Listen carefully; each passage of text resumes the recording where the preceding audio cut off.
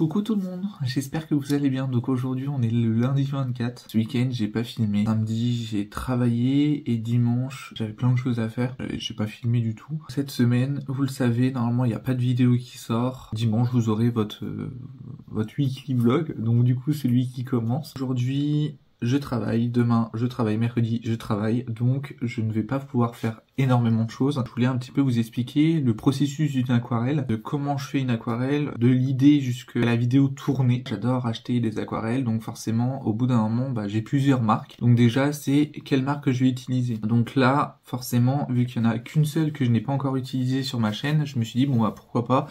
Donc c'est celle de chez Sennelier, donc les aquarelles extra fines. Faut savoir que moi j'ai la gamme complète, donc à Noël, voilà, j'ai reçu un coffret avec les 98 couleurs et j'ai reçu aussi 4 couleurs irisées. Au moins ça me permettra vraiment de tester toute la gamme. Là j'avais envie de faire une aquarelle de printemps pour la prochaine vidéo, parce que forcément, pour ceux qui ne savent pas, sur mes réseaux sociaux, le printemps c'est du 1er mars jusqu'au 31 mai. Quand je commence une aquarelle, le premier truc que je fais c'est déjà dans quelle saison je me trouve déjà, donc printemps, été, automne, hiver. Si c'est pour Noël ça sera pour Noël, mais en gros c'est ça. Ensuite je me dis voilà quelle marque j'ai envie d'utiliser. Bon là par exemple la marque c'est Sennelier, ça peut être Schminckeuse, ça peut être Winsor & Newton, ça peut être ça peut être n'importe qui. Qu'est-ce que j'ai envie de faire? Est-ce que j'ai envie de faire un marque-page? Est-ce que j'ai envie de faire une couronne? Est-ce que j'ai envie de faire une arche? Parce que faire des arches j'adore ça. Voilà, enfin bref, ça peut être énormément de choses. Là je me dis par exemple que j'aimerais bien faire une arche pour changer, et c'est vrai que j'en avais fait une pour Noël je crois. Pour les dimanches de l'Avent j'avais fait une arche et ça avait plutôt bien plu je trouve. Et là par exemple je me dis bon ok, qu'est-ce que tu as envie de dessiner? Qu'est-ce que tu as envie de... En fait c'est vraiment ça un processus, hein. C'est vraiment de se poser des questions, comme ça au moins on sait sur quoi on va aller. Et qu'est-ce que le printemps m'inspire? Donc par exemple moi ça m'inspire les feuilles, ça m'inspire les fleurs, ça m'inspire tout ce qui est le végétal. Donc pour moi ça me fait penser à ça. Donc par exemple sur mon cahier là je vais dessiner je sais pas moi des feuilles, des fleurs, et puis après voilà je vais essayer de voir du coup tiens la feuille là elle me plaît, du coup ça ressemble pour moi ça ressemble à quel style de feuille. Par exemple je sais pas moi ça peut être des feuilles de trèfle, des feuilles de mimosa, ça peut être énormément de choses. Et là je me dis ok bon tu vas partir sur du mimosa, tu vas partir sur telle ou telle chose par exemple. Et là à ce moment là voilà je commence à faire un croquis. C'est vraiment les choses les plus importantes. Voilà, avoir un carnet de croquis, se poser quelques questions aussi, avoir du bon matériel aussi. Coucou, alors du coup je voulais vous montrer un petit peu mes Frydek Variegata. Alors du coup il y a celle-ci, pour l'instant qui me fait que des feuilles blanches.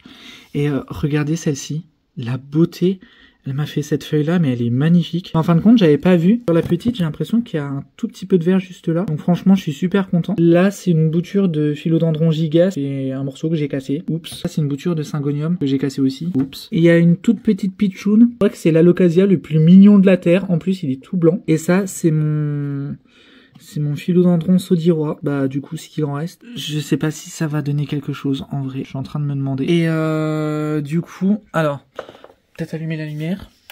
Accessoirement, ouais, vous voyez pas plus, hein. Je vais me mettre comme ça. Et plantes qui sont en lechuza, vous savez, j'avais mis une Frydek. Elle m'a sorti cette feuille-là, franchement, qui fait quasiment la taille de ma main. La Jacqueline, qui est en folie, franchement, elle m'a fait cette dernière feuille-là. Elle m'a fait une feuille. Alors, une feuille immense. Bon, alors, je pense que c'est un Australis lisa. Dites-moi si je me trompe dans les commentaires, mais en vrai, je pense que c'est un Australis lisa. Et regardez, Alocasia poly, Alocasia Frydek. Alocasia poly me sort une feuille.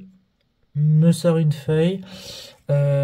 2 feuilles, m'a sorti cette grosse feuille là, et mes silver blush, vous voyez il y a une petite feuille là et il y a une toute petite feuille là. Donc voilà, que du positif pour les plantes. Mon Mamei Silver Cloud, il est magnifique. J'ai même mon verrucosum. On me dit que les verrucosums sont un peu difficiles. Je suis d'accord. Mais en vrai, regardez-moi la beauté de cette feuille-là. Il vient de me sortir cette petite feuille-là. Trop pitchoun. Les racines, franchement, nickel. La dernière fois, j'avais mis mon couperet Red Secret en pont. Et je me suis dit, non mais si ça se trouve, il reprendra pas. Enfin bref, ça va être une galère.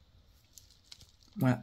Mon Dragon Scale pareil, il est en train de refaire une feuille. Mon Alocasia Pink Dragon est aussi en train de me refaire une feuille. Et puis sinon, bah voilà, tout le monde pousse, hein, tous les bébés ils poussent. Mais voilà, je voulais vous montrer mon Mamei Silver Cloud, la dernière feuille qu'il m'a fait. Je vous laisse admirer 2 petites secondes. On est mercredi 26, je crois. Il est exactement 22h37. Lundi, c'était la dernière fois que je vous ai pris avec moi. Donc là, en gros, cette semaine, ça va être un petit peu... Je vous avoue que... Alors, je dis pas que j'ai pas envie de filmer, mais je vous avais dit que voilà, j'allais faire une pause. Je voulais me reposer un petit peu. Voilà, je ne me repose absolument pas, c'est comme ça, j'arrive pas à me reposer. Je vous avais montré vite fait le croquis, alors vous voyez que ça a bien avancé. Ce qui s'est passé, c'est que voilà, j'ai renommé les petits dessins que j'ai fait. Par exemple, j'ai 3 feuillages. Par exemple, je vais marquer FE, donc pour le début de feuille, FE1, FE2, FE3, comme ça, moi quand je place mes éléments sur un croquis, voilà, je les place, je fais juste des ronds. Hein, voilà, je vais vous montrer. En fait, ça donne ça. FE1, FL1, enfin bref, on s'en fiche. À côté de chaque élément, j'ai pris mon nuancier qui est juste là. J'ai pris mon nuancier et puis j'ai regardé un petit peu, voilà, les mélanges qui pouvaient m'intéresser, tout ce qui...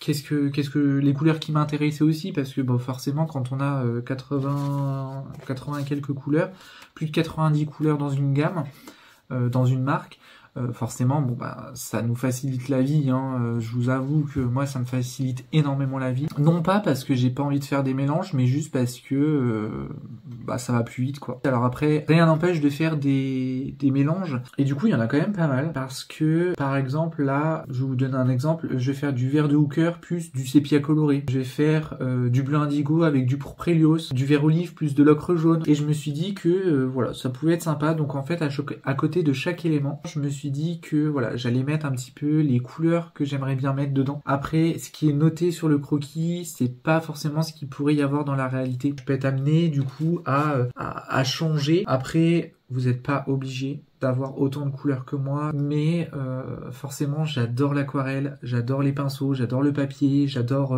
les plantes, j'adore plein de choses. Forcément je vais acheter, ce qui est tout à fait normal, tout à fait légitime. Là je le fais maintenant sur du papier cellulose, histoire de faire le croquis sur le format que j'aimerais bien faire. Comme ça du coup moi ça permet vraiment de faire un beau croquis entre guillemets, de voir un petit peu ce que ça donne et puis de me dire ok bon bah là il y a des ajustements à faire ou pas. J'espère que ça vous plaît quand même un peu aussi les dessous de certaines vidéos. À la base, je devais faire plein de trucs hier et aujourd'hui. Clairement, je vous avoue que j'étais très fatigué et je me suis dit, bah tant pis, ça sera pour jeudi et vendredi. Alors demain, j'ai mon rendez-vous.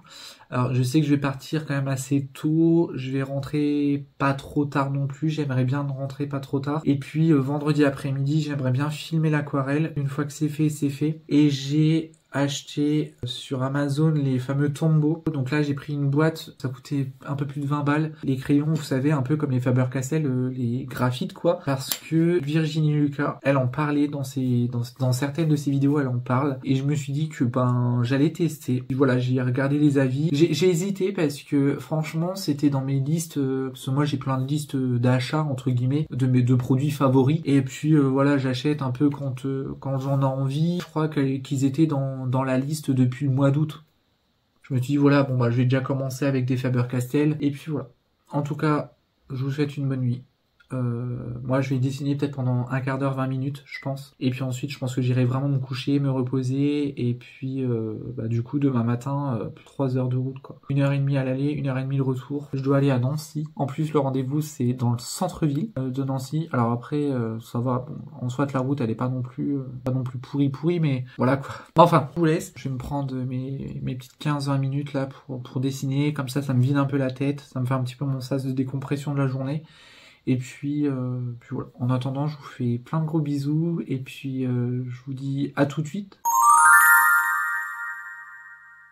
Coucou tout le monde, j'espère que vous allez bien. Donc aujourd'hui on est le 28, là il est un peu plus de 19h. Je viens de rentrer, je suis allé à Metz. Je me suis fait un petit peu plaisir, je vous avoue. Alors à la base, j'étais vraiment parti pour essayer de trouver chez Truffaut des philodendrons que j'ai pas forcément. Mais à mon avis, je pense que les philodendrons que j'aimerais avoir, je pense que je vais les acheter sur Equagenera. Mais ça sera pas pour tout de suite. Pour vous avouer, j'étais un petit peu... En fait, j'ai craqué sur des plantes. Je vais vous les montrer. J'ai 4 bébés. Donc bref, j'avais envie de commencer par un bébé philodendron parce que forcément, voilà, j'ai déjà 49 philodendrons, mais c'est comme si j'en avais pas assez. J'ai acheté chez Truffaut, alors c'est marqué Hybrid Red Sun, mais je pense que c'est le orange marmelade. Si vous voulez, voilà, je vous mettrai juste une photo ici de ce que ça donne mature. Donc là, il y a quand même pas mal de bébés. Moi, en général, quand j'achète des bébés plantes comme ça, j'essaie de faire en sorte qu'il y ait plusieurs pieds dedans. Ça m'a coûté 3,99 €. Ça ira dans ma vitrine, forcément. Je vais m'occuper comme